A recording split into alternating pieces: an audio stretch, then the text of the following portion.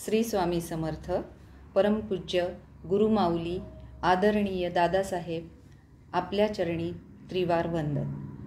मी सौ सुनीता गोपाळ तळवटकर, वानवडी केंद्र येथील सेवेकरी आहे।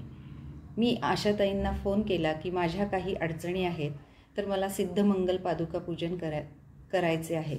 त्यासाठी मी वर्गणी इथून दिली तर चालेल का? कारण त्यावेळी मी सांगलीला होते। तर ताईंनी सांगितले की तुम्ही स्वतः पूजेसाठी जा। या आमच्या संभाषणानंतर पूजेच्या 10 दिवस आधी चक्क स्वामी माझ्या स्वप्नात आले। स्वप्नात येऊन स्वामी माझ्याशी बोलले, माझ्याकडे बोट करून म्हणाले, तू येतेस, तू येणार आहेस। हे आमचं स्वप्न झालं आणि त्याच्यानंतर मी पुन्हा सगळ्या गोष्टी स्वामींवर सोडल्या। कारण मला 2 वर्ष मी केंद्रात जाते, पण मला गुरुमाऊलींचं पण दर्शन घ्यायचं होतं आणि मला तिथे जाऊन सिद्धमंगल पादुका पूजनही करायचं होतं। कारण माझ्या मिस्टरांच्या तब्येतीमध्ये बराच चढ उतार होत होता आणि त्यांच्यासाठीच मला हे पादुका पूजन करायचं होतं। आणि खरोखरच स्वामींच्या कृपेमुळे, आशीर्वादामुळे आमच्या दोघांच्याही सुट्ट्या, आता मिस्टरसुद्धा पोलीसमध्ये असल्यामुळे त्यांच्या सुट्टीचं पण काही नक्की नव्हतं, आमचंही सुट्टीचं काही नक्की नव्हतं, माझंही सुट्टीचं काही नक्की नव्हतं। त्यामुळे पण आमच्या दोघांच्याही सुट्ट्या ॲडजस्ट झाल्या आणि आम्ही सिद्धमंगल पादुका पूजन करण्यासाठी निघालो। मिस्टरांचा तर प्रवास इतका दूरचा होता, लांबचा होता की त्यांना ते शक्य नव्हतं तब्येतीमुळे त्यांच्या, पण तरीही त्यांना ते शक्य झालं आणि ते पूजेसाठी तयार झाले यायला।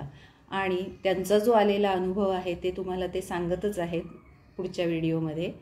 आणि अशा पद्धतीने आम्ही तिथे जाऊन सिद्धमंगल पादुका पूजनसुद्धा केले।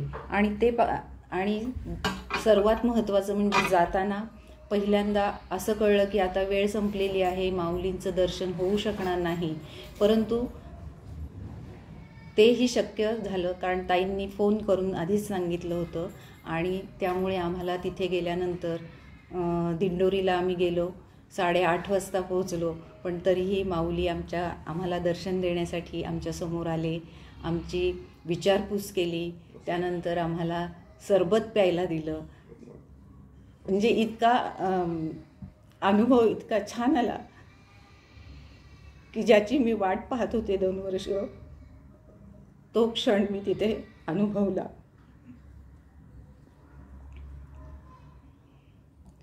आणि दुसऱ्या दिवशी सिद्धमंगल पादुका पूजन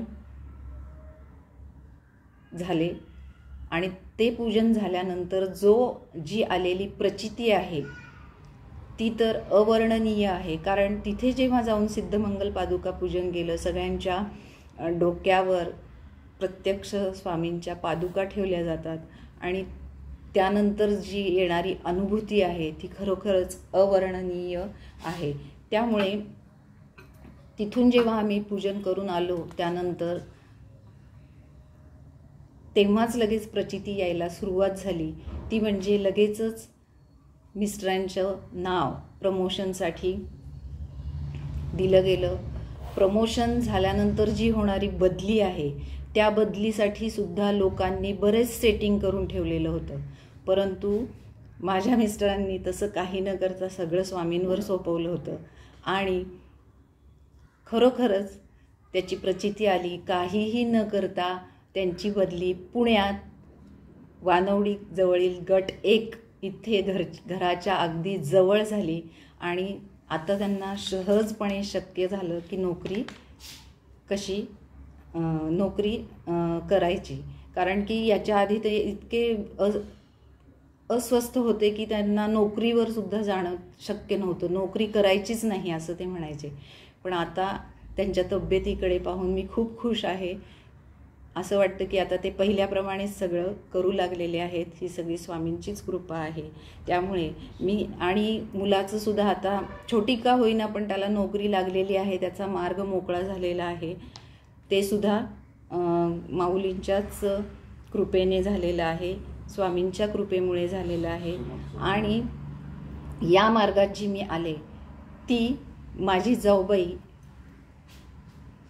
माझी जाऊबाई सुमन तळवटकर ही आधी स्वामींच्या केंद्रात जात होती आणि तिचा जेव्हा प्रसाद होता, तिला नैवेद्य करायचा होता, तेव्हा ती मला म्हणाली, ताई माझा आज नैवेद्य आहे, तू पण ये. म्हणून मी तिथे गेले आणि मला तेव्हापासूनच इतकं सगळं ते आवडायला लागलं की मी शाळा सुटल्यानंतर प्रत्येक मंगळवारी तिथे जाऊ लागले. इतकी ओढ निर्माण झाली आणि त्यानंतर अशी ही 2 वर्ष माझीसुद्धा तिथे सुरू झाली जाण्याची. आणि मग मला असं वाटायला लागलं की नाही, माऊलींचं दर्शन आपल्याला झालं पाहिजे. कारण बाकी सगळेजण जायचे सॅटर्डेला, पण माझ्या सुट्टीमुळे प्रश्न निर्माण व्हायचा आणि मला दर्शन घेता यायचं नाही. पण मला हे सगळं शक्य सिद्धमंगल पादुका पूजनामुळे झालं. माऊलींचं दर्शनही झालं आणि सिद्धमंगल पादुका पूजनही झालं. आणि अशाप्रमाणे येणारी जी प्रचिती आहे ती तर इतकी प्रभावी आलेली आहे की आपल्याला सांगायला वेळच पुरणार नाही. तर माझी सगळ्यांना अशी विनंती आहे की आपणही जरूर गुरुपीठात जाऊन सिद्धमंगल पादुका पूजन करावे. श्री स्वामी समर्थ.